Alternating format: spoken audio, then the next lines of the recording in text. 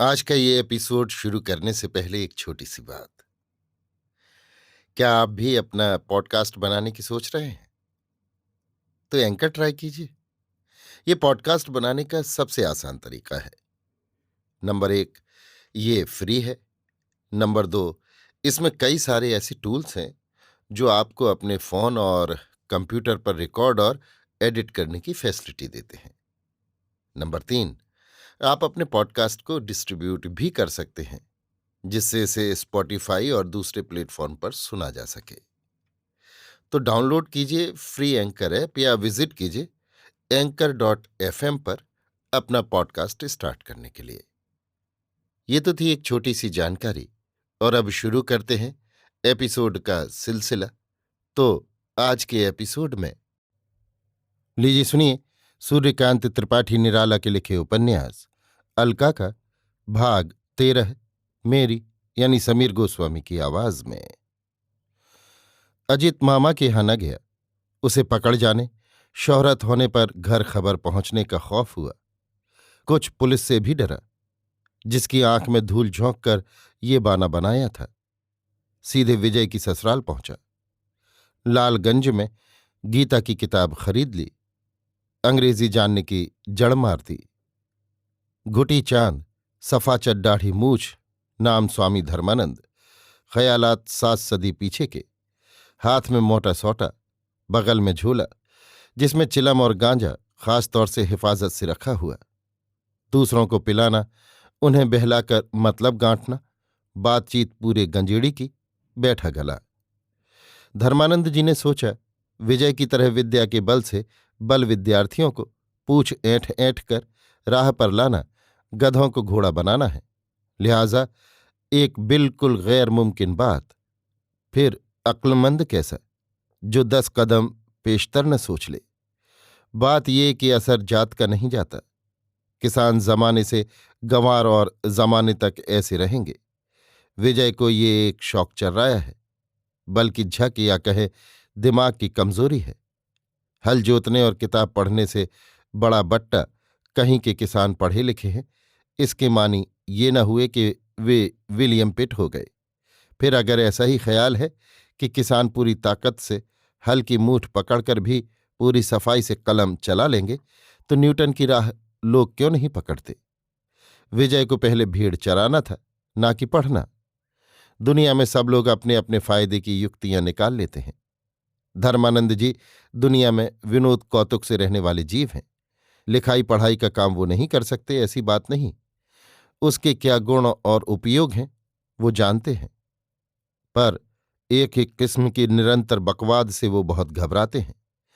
2 रोज, 4 रोज, 10 रोज तक ज्यादा से ज्यादा वो लड़कों को पढ़ा दे सकते हैं। पुलिस पीछा किए थी, घर वाले सरखाए थे, चले आए। एक नया अनुभव होगा। फिर विजय की कथा भी कम दिलचस्प नहीं। एक रोज की शोभा इतिहास के कितने रजक पृष्ठों के पश्चात छिपी होगी। पुनः जीवन के नैश मुहूर्त में एक ही स्नेह की किरण से खिले कैरव और चंद्र के बंधुत्व की तरह विजय और अजित परस्पर हिले मिले। किसी राहु के छंद से बदन जब तक तमोवृत न होगा, अजित विजय को स्निग्ध हृदय की अमृत ज्योत्सना से तब तक सींचता रहेगा।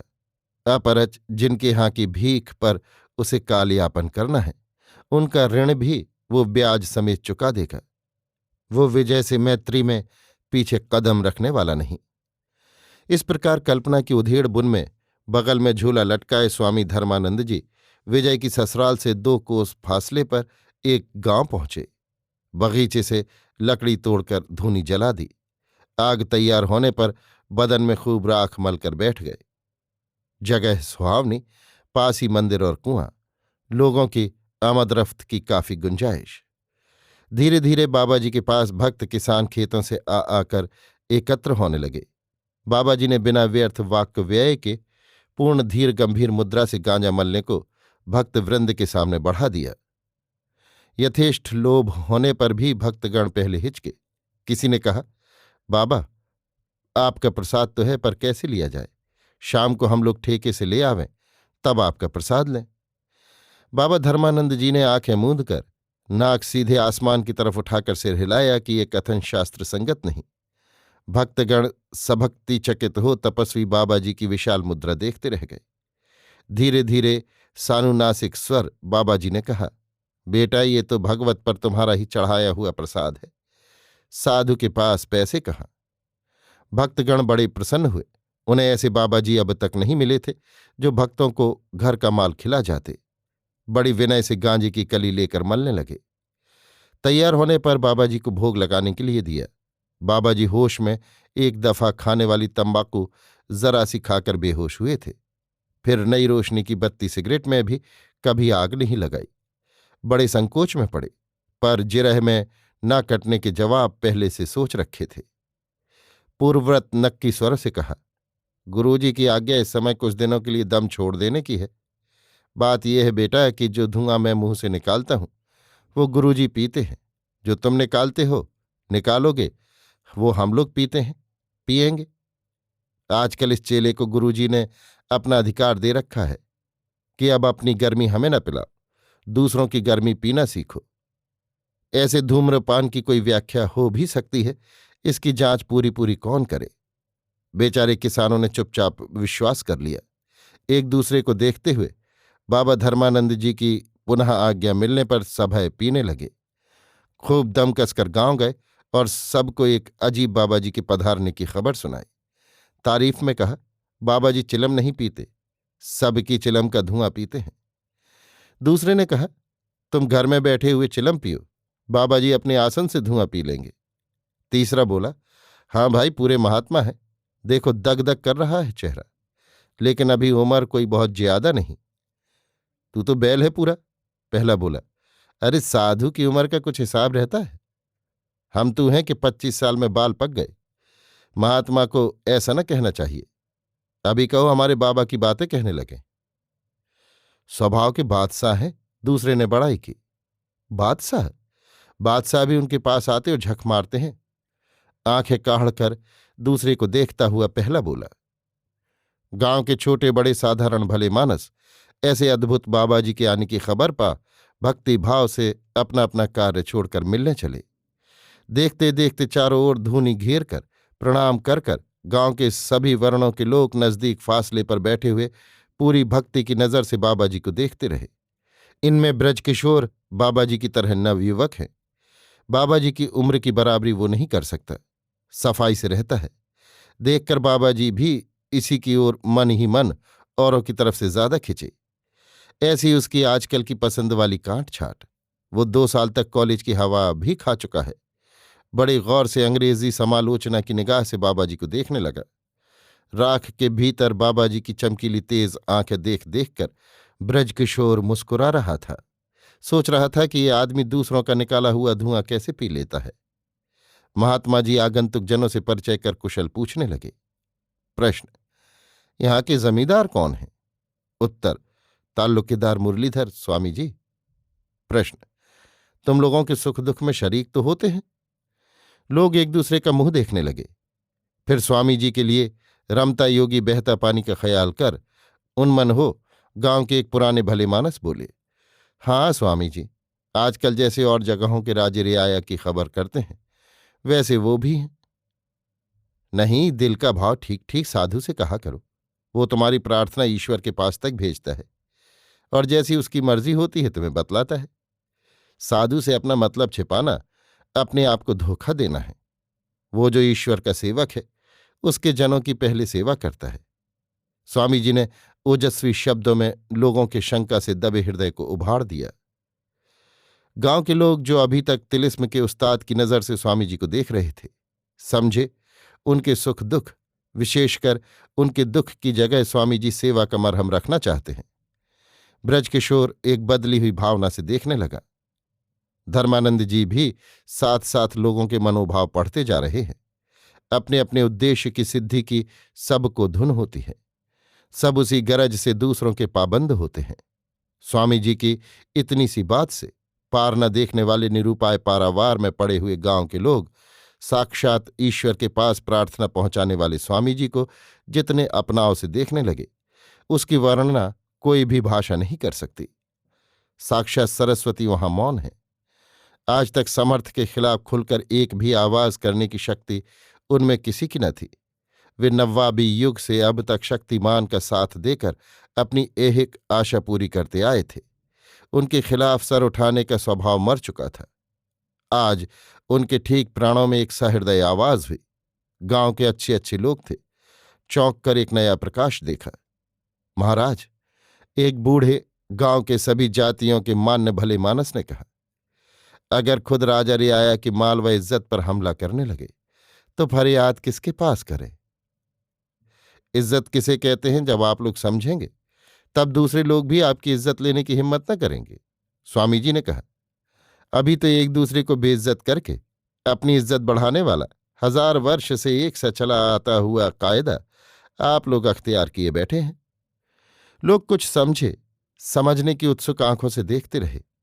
स्वामी जी फिर बोले, आप लोग एक दिन में न समझेंगे, क्योंकि ठगने और ठगा जाने की आदत आप लोगों की रग रग में भर गई है। महाजन, जमींदार, वकील, धर्म, समाज और भाइयों से ठगा जाना आप लोगों का स्वभाव बन गया है। आप लोगों के दिल के आईने में मतलब गांठने का जो जंग लगा है वो एक दिन में साफ न होगा, और इसलिए अभी माल व इज्जत वाला चेहरा आप लोगों को न दिखेगा। कुछ दिनों बाद साफ होने पर देखिएगा। आप लोग कहें तो इसके लिए कोशिश की जाए। लोगों ने समस्वर से सम्मति दी। स्वामी जी ने कुछ समय तक ठहरने का वादा किया। लोगों को इससे बड़ी प्रसन्नता हुई। दूसरे दिन पुनः इस प्रसंग पर बातचीत करने के लिए गांव भर की जनता को पिछले पहर एकत्र होने को स्वामी जी ने आमंत्रित किया। सब लोग स्वामी जी का रुख समझकर चलने लगे। ब्रजकिशोर को अपने ब्रह्म ज्ञान का सच्चा अधिकारी समझकर स्वामी जी ने कुछ समय तक रहने के लिए रोका। उठे हुए लोग कुछ दूर जा आपस में स्वामी जी के अंतर्यामित्व पर आश्चर्य करने लगे कि ब्रजकिशोर वाला हाल स्वामी जी ने जरूर समझ लिया, नहीं तो रोकते क्यों। फिर गांव के भाग्य की प्रशंसा करने लगे कि ऐसे मौके में स्वामी जी का आना ईश्वर की इच्छा का खास मतलब रखता है। एकांत हो गया। ब्रजकिशोर को देखकर स्वामी जी राह के भीतर मुस्कुराए। ब्रजकिशोर इस अद्भुत तरह की बातें करने वाले, दूसरों की चिलम का धुआं पीने वाले स्वामी जी को शून्य दृष्टि से देखता रहा।